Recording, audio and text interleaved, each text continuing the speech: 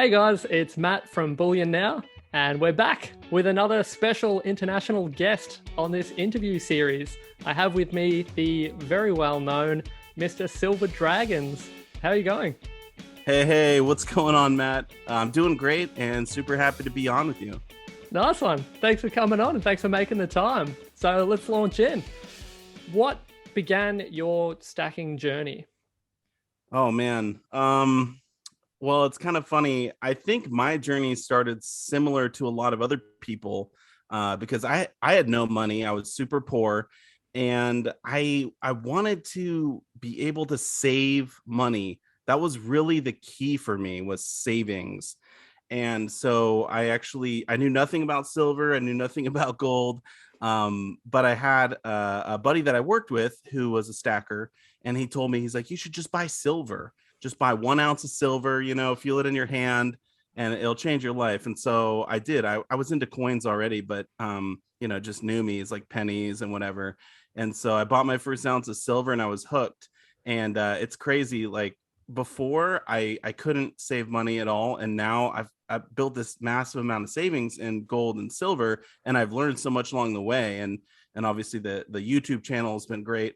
And so yeah, I think a lot of people when they start stacking, they have similar struggles, because if you put your money in savings account in the bank, you snap your fingers, move it over to your checking, and it's gone forever, right? And so it's a lot different with gold and silver. You got to take down the coin shop and all that stuff. And so you add that extra layer and it just makes it so much easier, but it's also so much fun to buy all the different coins. So that's kind of how I got started, but I guess we can get into it more if you want. Well, I actually did a little bit of research in preparation for this, and I was going to ask you about um, the income stream that you were utilizing to begin your stacking journey. I was fascinated by that. Yeah, it was rough times for me back then. I've got 3 kids, and basically all my money that I made at my job went straight to the family budget, and there was pretty much none left over, right? And so I had to get creative. And so I started collecting cans. And where I live, I don't know if you guys call them pop or bottles or cans or Yeah, whatever. bottles. Yeah. Bottle, yeah. Well, so I would be able to get 10 cents for every single one that I collected and then returned it for recycling. That's how they do it here in Oregon. And it's actually, I think it's the most in all of the USA. Some other states you get like 5 cents, but we have the best program by far. So anyway, I started making money just returning cans, and I think I got my first 40 ounces of silver purely from aluminum and gas and glass and plastic bottles, just returning them. And I was really able to grow the stack. And then with the whole YouTube channel and growing my YouTube channel, I was able to build some more revenue streams, and the rest is history. That's incredible. And you mentioned you're with building up your YouTube channel, which has grown at an incredible rate. A lot of people, myself included, get a lot of their information on stacking and take their approaches from various videos and things like that. Obviously, your channel is a really great source for a lot of people, but prior to having your channel, where were you getting your information from, and how were you sort of building up your approach to getting into it? Yeah. So it was honestly mostly YouTube. I mean, I watched tons and tons of videos. There's been people in the community who are around a lot longer than me. I started stacking pretty heavily, I guess, in 2018. And, there's guys that have been around for 10 plus years. So, there's massive amounts of content already on YouTube that I was consuming. And then, as I mentioned, I had one friend who was a stacker, and I would talk to him, like, hey, what do you think about this website? In fact, this coin right here, the Next Generation, such a cool series. I thought it Yeah. was going to be a lot hotter. I thought it was going to be like the Queen's Beast, Yeah, yeah. but it didn't quite take off. I guess what they're like 3 or 4 years in now. But anyway, I mentioned that coin to him and I ended up buying it. But yeah, so pretty much just YouTube. Oh, excellent. Good stuff. And with the stack that you're putting together, you mentioned that you have 3 kids. Have they taken any interest in the field or in the hobby? Definitely. In fact, my oldest, he is 6. He'll be turning 7 this year. He's actually watched me poured silver before. I do a little bit of silver pouring on the side, and he's really interested in that. But he is interested in the coins. My 4-year-old is starting to come around, and so yeah, I actually have little stacks for them going already, silver and gold in their stack. And so I guess when they turn probably 18, I'll give them their stack, and then hopefully they can keep on stacking and really be able to preserve their wealth. Oh, that's excellent. And you also did just touch on what was going to be my next question. If you have also an interest in some of the other precious metals like gold or platinum, do you think that that's do you have a place for that in your stack? Yeah, I mean, to be honest with you, the only reason I ever bought platinum was to make a video on it on YouTube. And so pretty much, just silver and gold are the base really. I have a little bit of platinum. I did buy my first piece of palladium this year, but I think they're not really monetary metals, at least they don't have the history that gold and silver had, the thousands and thousands of years. And so I think, they're definitely interesting, but I would say, for new stackers, don't really get into them until you're heavier.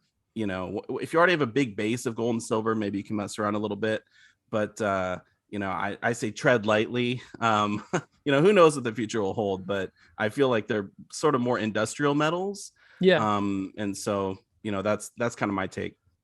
Oh, nice one. And speaking of different uh, metals and things like that, I'm also curious, with all the mints around the world, do you have a preferred mint or country where you like to, get your stack from?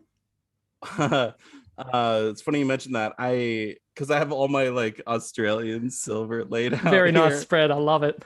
Yeah, we'll have a lot more Perth mint stuff than this because I love dragons, and they got the double dragon, the dragon Yeah. phoenix, all that stuff. So cool. But yeah, so as far as like stacking is considered, I'm really into the American stuff because that's where I'm from. It's the most liquid, so probably a big portion of my stack is junk silver, and silver eagles, and then also silver rounds and silver bars are popular here as well, super liquid. And so that's kind of mostly what I do. But then I've got a little bit of Royal Canadian Mint, some maples, a little bit of stuff from the UK. But as far as Australia is considered, I bought a few things from Royal Australian Mint. Like they had the great white shark, the redback, so Yeah. sort of collecting stuff. Yep. And then obviously lots of Perth Mint stuff. I mean, I got some of it up here, they got this one just came Yeah. out this year. Very cool. You got the Simpsons, just they've been coming out recently. Yep. And so Perth Mint is super fun for collecting. Sort of if you want to get into semi-numies, I think Perth Mint is definitely one of the best in the world as far as just collections are considered. And so obviously they got the koala, the kookaburra. I'm probably butchering it. Kookaburra. There you go. Perfect. So we got I got this one here. I'm sure you recognize the case. Yeah. The original Nice one. 1990. And then my only kilo coin that I own is a koala. Beautiful. So yeah, I do like the Perth Mint, but as far as stacking is considered, I feel like whatever country you're from, you should stack what's the most liquid there. And so for me, Eagles, junk silver. Yeah. Oh, excellent. And I noticed you've got some of the 1937 crowns there, which is quite a popular coin, even in the numismatic field in Australia. Do you have any of that kind of stuff in your collection outside of your stack? Like you mentioned early on that you started with collecting some of the numismatic coins. Is that also Sure. a point of interest for you? I would say mostly I buy it for the YouTube channel. Like I would classify that stuff as world coins. So for me, I'm really into US numismatic coins. And so like the Indian head pennies are kind of where I started. I love my Indian head pennies. And then, obviously you've got all types. You got the Morgan dollars, insanely popular here, Yeah. all over the world, really, to collect. And so I would say, as far as sort of, you mentioned the Australian coins. I kind of buy them for fun a little bit, but I definitely didn't get started there. I'm sort of venturing off into that a little bit more now as I learn more, but I'm definitely an amateur in that kind of stuff. Oh, nice one. Well, if you ever need a hand with it, you've got a contact now. I appreciate it. I'll pick your brain. And I've just got maybe one final question. Just I guess if you were to, I know you've made so many videos with great advice and information for people looking at getting into stacking. If you were to consolidate that into one short piece of advice, what would it be for someone who's perhaps watching a video like this or contemplating getting into stacking? Yeah, I would say, man, yeah, I've made a lot of videos, and I really do appreciate it, Matt. I've been really trying my hardest to put out good content, but actually one of the things I like to do is make sort of tutorial videos and videos for the new stackers.